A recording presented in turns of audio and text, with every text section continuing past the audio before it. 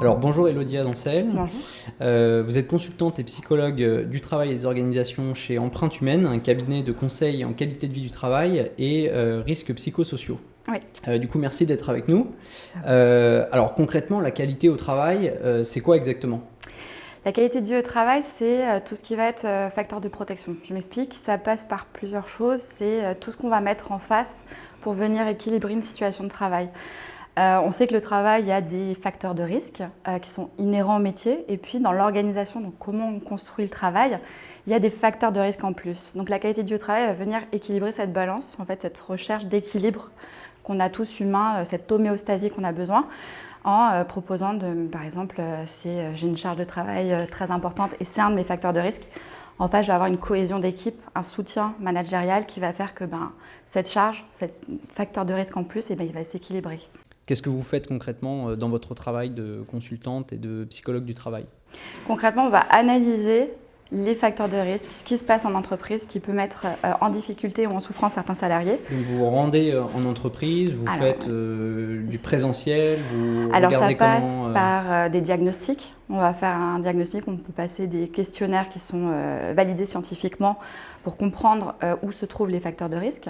Et après, on fait des animations de groupe pour faire parler les gens, déposer sur leur ressenti, leur perception des situations de travail pour créer un plan d'action le plus pratique, le plus opérationnel possible. Ok, donc vous intervenez parfois à un niveau assez micro, c'est-à-dire vous parliez de gérer des conflits entre des individus dans un service particulier, donc c'est à la fois aller vraiment au cœur du sujet et en même temps ça peut être aussi des missions plus macro sur des plans de comment on met en place un plan de, je sais pas, de qualité de vie au travail, quoi. Comment on met en place une cellule de veille, comment je fais rentrer l'évaluation des risques psychosociaux dans mon document unique des risques professionnels.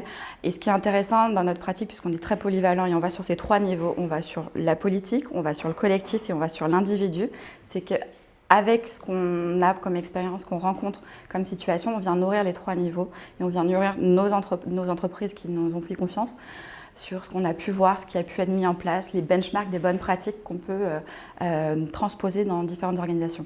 Du coup, qu'est-ce qui vous anime au quotidien ? Pourquoi vous avez choisi de faire ce métier ?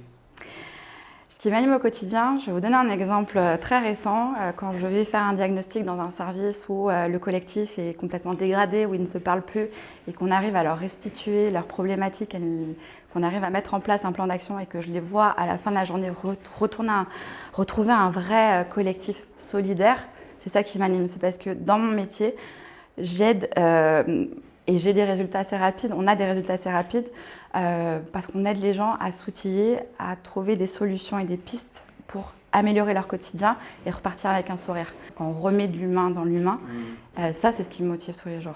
De voir le résultat concret directement après de voir que vous qu'on a ayez un agi, qu'on est en train de réduire l'impact du travail sur l'humain et qu'on est en train de remettre un peu les valeurs fondamentales des humains. C'est notre collectif, le besoin d'être avec l'autre, le besoin de communiquer. Et quand ces choses-là sont là en entreprise, ça se passe bien. Et on voit les entreprises qui croient dur comme fer à la qualité du travail dans leur collectif, dans leur solidarité du collectif. Ce sont celles qui sont les plus à même de traverser les transformations. Elles sont beaucoup plus malléables dans le sens où il y a moins de casse pour l'humain en fait. Donc on en vient au sujet maintenant qui nous intéresse, à savoir la solidarité en entreprise. Alors comment on fait le lien entre le bien-être au travail, la qualité de vie au travail et la solidarité en entreprise ? La solidarité, c'est un des fondements de la qualité de vie au travail. Un collectif qui est soudé, qui est solidaire les uns entre les autres, c'est un collectif qui va se mettre en mouvement, en action pour trouver des ressources lorsqu'un des individus qui fait partie de ce collectif passe une situation difficile. Donc c'est un des fondements les plus importants de la qualité du travail. Finalement, quel type de bénéfices on peut avoir quand on insuffle comme ça la solidarité en entreprise ? Quand on insuffle ça, la solidarité, ça va déjà empêcher le repli sur soi des individus. On ne va pas avoir des personnes à côte qui ne se parlent pas, qui ne communiquent pas et donc qui ne sont pas non plus vecteurs d'innovation, finalement. On va aussi empêcher, via la solidarité, d'avoir de la compétitivité négative en fait. On ne va pas avoir une somme d'individus qui va essayer de s'écharper pour avoir le poste au-dessus, mais on va avoir un vrai collectif qui va s'entraider, qui va se pousser, qui va se challenger aussi. Finalement, c'est ça aussi qu'on recherche en entreprise. Pour l'amélioration, pour la production, mais aussi pour aller chercher des idées nouvelles, des façons de faire nouvelles. Et c'est extrêmement important dans ce moment aussi que vivent les entreprises, où on est en perpétuel changement, on est dans un monde qui est de plus en plus compétitif. Et c'est par la force de chacun, dans un collectif solidaire et soudé, qu'on y arrivera. Et alors du coup, comment on fait le lien entre solidarité et prévention des risques psychosociaux? Je vais reprendre l'image de la balance en fait. Effectivement, d'un côté, si j'ai toutes mes contraintes, donc c'est ce qu'on appelle dans notre jargon, facteur de risque, et d'un côté, j'ai tous mes facteurs de protection. Si dans mes facteurs de protection, j'ai ce collectif solidaire sur lequel je peux aller taper sur l'épaule d'à côté de mon collègue, lui demander un coup de main parce que j'ai une charge de travail qui passe et qui est très importante. Si j'ai une écoute managériale qui est bienveillante, et si j'ai un espace sécuritaire, si j'ai vraiment ce collectif solidaire, ça équilibre les situations de travail. On voit que dans les entreprises, quand on fait la photo un petit peu des facteurs de risque et facteurs de protection, beaucoup de facteurs de risque sont sur l'intensité, la charge de travail. Mais les facteurs de protection sont ciblés sur les rapports sociaux, parce que c'est un élément fondamental. Et puis, je dirais même, pour un individu, c'est un besoin fondamental, le fait d'être en lien avec l'autre, d'être dans une relation sincère, dans une relation solidaire. Alors, une fois qu'on diminue les risques psychosociaux dans l'entreprise, quel type de bénéfices on peut voir, même à l'œil nu, si on entrait, en fait, si on faisait un avant-après d'une entreprise qui a justement travaillé sur tout ça, qu'est-ce qu'on verrait ? On verrait un climat apaisé, on voit des personnes qui arrivent à travailler, qui viennent travailler dans un climat serein, confortable, une entraide encore plus forte, plus présente. On voit aussi, là je vais aller sur la partie un peu plus macro, un dialogue social qui est beaucoup plus fluide entre les différentes parties prenantes. Donc on a, dans une entreprise, on a les organisations syndicales, on a le CSE avec la commission de santé, sécurité, conditions de travail, la direction. Donc on voit des échanges beaucoup plus fluides parce qu'on est moins exposé à des facteurs stressants, on est moins exposé à ce qu'on appelle le stress chronique qui au quotidien va avoir un impact sur nos comportements, va avoir un impact sur nos émotions, sur notre capacité cognitive aussi, parce qu'on sait que le stress, ça vient réduire la réflexion, ça vient créer des erreurs aussi. Donc on va réduire tout ça, on va avoir aussi un collectif de façon globale plus compétitif. On voit que les entreprises qui ont une vraie action sur la prévention des risques psychosociaux et la promotion de la qualité du lieu de travail, ça va de pair, vraiment garder cette image de la balance, elles sont beaucoup plus compétitives, elles résistent beaucoup plus au changement et aux différentes crises qu'elles peuvent traverser, qu'elles soient économiques, sociétales. Si vous deviez donner un exemple ou quelques exemples de ce qu'on peut voir lorsque effectivement l'entraide salariale, la solidarité dans l'entreprise est mise en place, qu'est-ce que vous diriez ? Est-ce que vous avez des exemples ? J'en ai plusieurs pour le coup. J'imagine. J'en ai des très drôles d'ailleurs, parce que ce qu'on vient de vivre, cette adversité de la crise sanitaire, elle a boosté la créativité chez beaucoup de personnes. J'ai l'exemple d'un manager qui, pour s'assurer que c'est son collectif, ses collaborateurs, qui se plaignaient de maux de dos, parce que bien sûr en télétravail on n'est pas très bien installé, proposait un petit cours de sport via Teams ou via Zoom, afin de s'assurer que, voilà, pour mettre un petit peu de collectif, pour rigoler. Donc il mettait toujours une tenue ou un déguisement et il faisait un cours de sport une fois par semaine pour le collectif.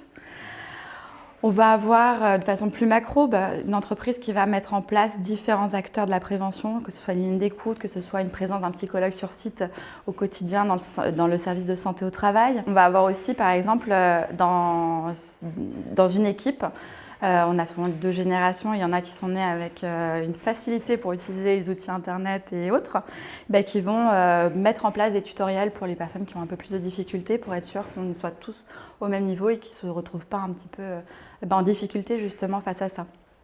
Aujourd'hui, un des défis avec le télétravail qui est devenu quand même une norme assez répandue, ou en tout cas qui tend à l'être, comment on continue, et vous, dans votre métier de psychologue du travail, comment vous continuez à insuffler ces valeurs, à continuer finalement de travailler pour faire en sorte que la solidarité en entreprise puisse perdurer en fait.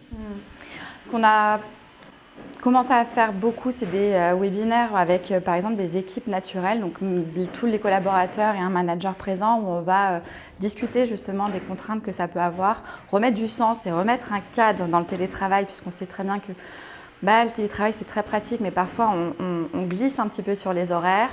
On va proposer aux managers de s'outiller un petit peu différemment, c'est-à-dire de booster ces moments où il va être en tête-à-tête avec le collaborateur, de vraiment prendre le temps de l'écouter, de mettre la visio notamment, parce que on a besoin.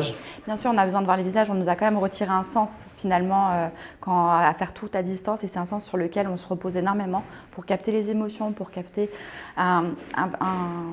une expression de souffrance, de mal-être. Et alors, est-ce que ça marche ? Ça marche. Oui, vous avez des chiffres ou des choses qui vous permettent de dire que ça marche, ou c'est encore trop tôt pour… C'est encore trop tôt. Ce qu'on voit, c'est que les retours de managers qui avaient très peur d'animer un collectif à distance, et encore plus qu'à distance, de l'animer de façon hybride, une partie en présentiel, une partie à distance, jamais l'équipe au complet, comment je fais pour les avoir tous ensemble, et bien ça fonctionne en fait. Ça fonctionne parce qu'on a des temps individuels avec chacun pour vraiment prendre le temps de l'écouter, de lui donner cet instant, cet espace de discussion. C'est un peu comme quand on va voir un psy, on loue du temps chez quelqu'un, je loue du temps avec mon manager et je sais qu'il va m'écouter, je sais qu'il est présent. Et après, on va en discuter de façon collective. Donc on a un instant où on peut, un peu comme on dit, vider la coupe, dire les choses qui sont un peu des irritants. Et puis on a un instant collectif pour, ok, on a tous vidé notre coupe, le manager peut restituer ce qui s'est passé, comment on fait pour avancer. Et puis dans les équipes, les managers ont tenté de faire beaucoup de cafés virtuels, d'afterwork virtuels. Et on voit que c'est les équipes qui ont repris derrière ces instants de convivialité, ce qu'on appelle les rituels d'équipe. Donc ils le reproduisent eux-mêmes Ils le reproduisent eux-mêmes. Ok. Bon, c'est plutôt positif du coup. C'est plutôt positif. De toute façon, on essaye de trouver une façon. On est très adaptables en fait, les humains. On essaye de trouver une façon pour répondre à ce besoin primaire qui est d'être ensemble, qui est nécessaire. Ouais. Et comment on arrive, in fine, à casser cette culture du présentéisme ? C'est un problème culturel aussi, ce présentéisme. Le présentéisme, pour lutter contre ça, il y a une autre valeur importante dans la qualité du travail, au-delà de la solidarité, c'est l'exemplarité. Et l'exemplarité, elle doit être impulsée de là-haut, en fait. C'est pas un problème de management, c'est un problème qui est lié au travail, c'est qu'on est dans un environnement d'évaluation finalement. Et même si on a un collectif, un manager bienveillant, on va toujours avoir derrière dans sa tête cette idée de si je pars tôt, ça va être mal vu. Alors que concrètement, si mon manager se le permet, concrètement, si on me dit non, les horaires c'est de telle heure à telle heure, vous avez le droit à la déconnexion, il faut se déconnecter. Pensez à ces espaces de respiration dont on a besoin. J'aime bien prendre l'image d'une carrière professionnelle, c'est un marathon. Et les grands sportifs nous le disent, les temps de repos sont aussi importants que les temps d'effort. Là, le télétravail est en train un peu de changer la donne sur le présentéisme, mais on va être face à une autre difficulté qui va être la déconnexion. On a du mal à retourner aussi dans ce cadre-là. Donc c'est quelque chose qui est mouvant en ce moment, mais qui va reposer un peu la question du présentéisme via télétravail. Elodia, merci beaucoup pour cette discussion très intéressante sur le sujet du coup, de la solidarité en entreprise, mais aussi la qualité de vie au travail. Je rappelle que vous êtes consultante et psychologue du travail chez Empreinte Humaine. Et merci encore d'avoir accepté notre invitation. Merci et à bientôt. Vous d'avoir invité.